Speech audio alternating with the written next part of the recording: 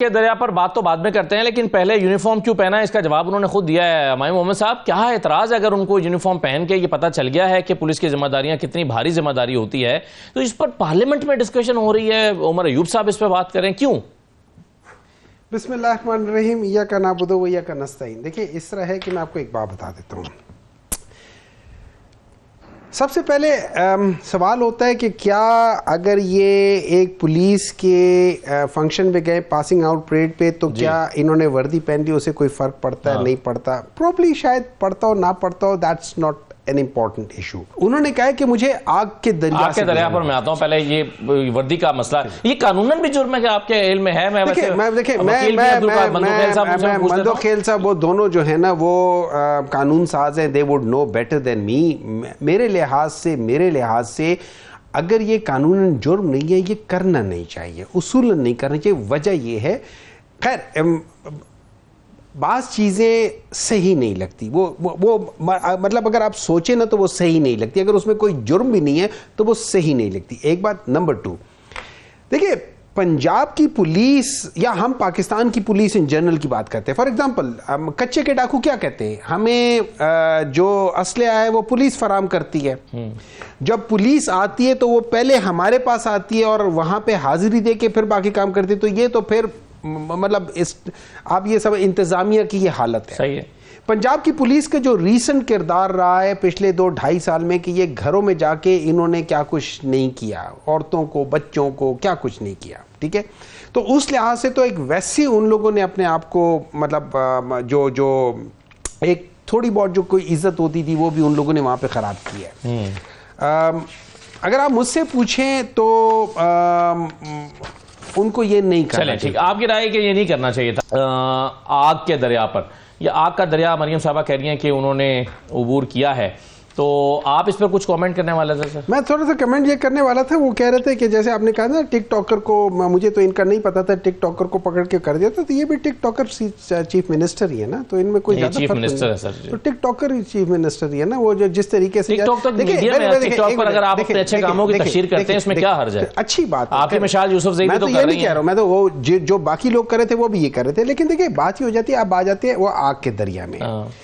Basic ان کا مقصد یہ تھا کہ انہوں نے بڑی محنت کی ہے اور انہوں نے یہ جو پوزیشن اچیو کی ہے یہ ان کی محنت پر ہے۔ یہ اس وجہ سے نہیں ہے کہ وہ میاں نواز شریف جس کا انہوں نے انٹروڈکشن کیا تھا کہ 3 دفعہ کے پرائم منسٹر، 2 دفعہ کے چیف منسٹر، 1 دفعہ کے فائنانس منسٹر، ٹھیک ہے، ان کا کرتے ہوئے میں چونکہ ان کی بیٹیوں مجھے اس وجہ سے نہیں ملا، میں نے یہ ایک قسم کا اچیو کیا، یہ میری وہ تھی۔ اچھا، آپ کا کیا خیال ہے کہ کیا واقعی ان کی یہ کیپیسٹی ہے کہ وہ یہ پوزیشن اپنے ذات کی وجہ سے کر لے؟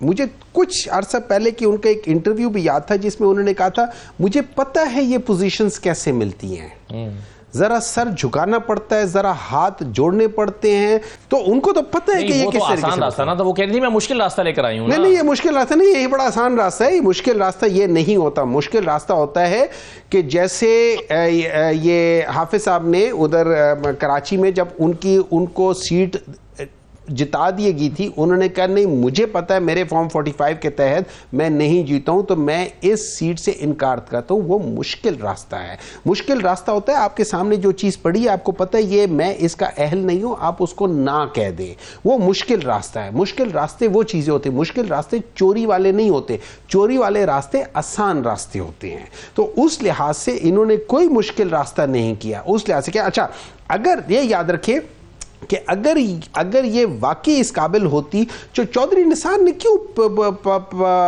یہ پی ایم ایل این چھوڑی ہے؟ کیوں چھوڑی؟ انہوں نے اس لیے چھوڑی ہے کہ انہوں نے کہا کہ میں میاں نواز شریف کو تو مانتا ہوں کہ وہ لیڈر ہیں، میں شہباز شریف تک کو بھی مانتا ہوں کہ لیڈر ہیں، لیکن اب میں وہ لڑکی جو میرے سامنے ایک سکول میں داخل نہیں ہو پا رہی تھی اور اس کو ہم لوگوں نے پرنسپل کو ہٹا کے اس کو داخل کروایا تھا، لیکن بچوں نے جب شور مچایا تو ہمیں اس پرنسپل کو لا کے اس کو نکالنا پڑا، میں اس کے پیچھے کھڑا ہوں گا۔ مطلب شاید خاقان عباسی نے کیوں کیا ہے، وہ یہی بیسک وجہ تو یہی ہے۔ آپ 2 مثالیں دے سکتے ہیں لیکن باقی پوری پارٹی فالو بھی تو کر رہی ہے۔ دیکھیں اچھی بات ہے وہ فالو کرے، وہ اس کے بعد ان کے بیٹے کو بھی فالو کرے، مجھے کوئی اعتراض نہیں ہے۔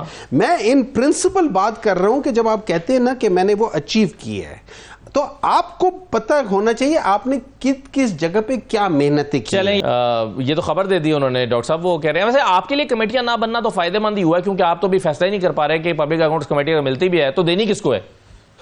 دیکھیں اس طرح ہے کہ آپ کو مائنڈ سیٹ تو پتہ چل رہا ہے. دیکھیں پبلک اکاؤنٹ کمیٹی جو ہوتی ہے نا, یہ نارملی اپوزیشن کو ملتی ہے. اب یہ ایک روایت ہے, قانون نہیں ہے. دیکھیں جس پارلیمنٹری سسٹم کو ہم فالو کرتے ان کا آدھا کانسٹیٹیوشن نہیں لکھا ہوا ہے, وہ روایتوں کے اوپر چلتے ہیں. ٹھیک.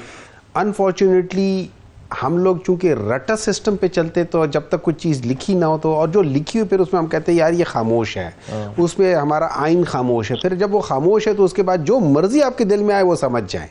اس میں پھر ان کی خاموشی کو آپ نیم رضامندی یا جو مرضی سمجھتے سمجھ لیں, وہ آپ کے حد تک ہے. جو پاورفل ہے وہ یہ کرتا ہے.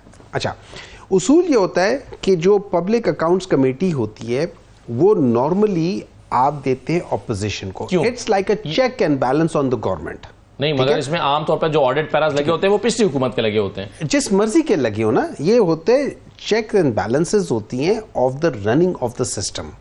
تو اگر فرض کریں آپ یہ سمجھ لیں کہ یہ قسم کا ایکسٹرنل آڈٹ ہے, external audit of a company ہے کہ وہ چلا کیسے رہی ہے, وہ اس میں گھپلے تو نہیں کرے. تو یہ ایک قسم کے اس کے ڈاکٹر صاحب جب شہباز شریف صاحب بننا چاہتے تھے 2018 میں تو آپ نے اس کمیٹی کو کافی عرصہ لٹکائے رکھا تھا, اور موقف یہ دیا تھا کہ چونکہ خود نون لیگ کی 13 سے 18 کے درمیان حکومت رہی ہے اور انہی کے دور کے آڈٹ پیراز آنے ہیں, تو کیسے شہباز شریف کو بٹھا دیں, وہ تو اپنے دور کی کرپشن کو کیسے. یہ تو پچھلے اس سال کی نا. دیکھیں بات ہی ہو جاتی ہے, اگر آپ مجھ سے پوچھیں تو یس, لیکن وہ صرف ایک بندہ تو نہیں ہوتا نا, اس کمیٹی کے چیئر کر رہا ہوتا ہے, اس کے اندر باقی لوگ بھی ہوتے ہیں. ہیونگ سیڈ دیٹ تھنگ, اگر کچھ چیز فرض کرے ہم لوگوں نے غلط کیا تھا یا اس کا پری ٹیکس غلط کیا تھا, اس کے بعد اینڈ میں تو ملی انہی کوئی تھی نا, لیکن اگر پری ٹیکس ہم نے غلط کیا تھا تو اس کا مطلب ہے کہ آج آپ بھی غلط کر لو. ڈز دیٹ میکس مطلب سینس کہ یار اگر میں غلط کر رہا تھا تو آپ آج اس کے پری ٹیکس پہ غلط کر لو. یہ ملنی چاہیے اصولاً, ہمیشہ ملنی چاہیے اپوزیشن کو. اب اپوزیشن کے اندر کس کو ملنی چاہیے, جو سب سے بڑی پارٹی ہے یا سب سے بڑے جن کا جو گروپ بنا ہوا ہے, اگر وہ کہتے ہیں کہ بھئی یہ آزاد ہیں سب کچھ ہے, تو پھر جو سب سے بڑا گروپ ہوتا ہے پھر اس کو جانی چاہیے. کسی 1-2 بندوں والی یا 3 بندوں والی پارٹی کو یہ نہیں دینا چاہیے, اصولاً نہیں دینا چاہیے. آپ اگر کچھ کرنا چاہتے کر لیں. اب میں آپ کو ایک اور بات بتاتا ہوں, رہی بات پارٹی کے اندر والی بات. دیکھیں پارٹی کے اندر یہ ہے کہ جو پہلے اگر ہم لوگ دماغ میں آئے کہ کیا ہے, تو ایک لائر ہے, اس کو ہم نے کہا کہ چلو یہ کر لے گا, ذرا کیا کہہ سکتے ہیں, بلنٹ ہے ذرا, وہ ہے, تو تھوڑا سا اس لحاظ سے شیر افضل مروت صاحب کی بات آ گئی تھی.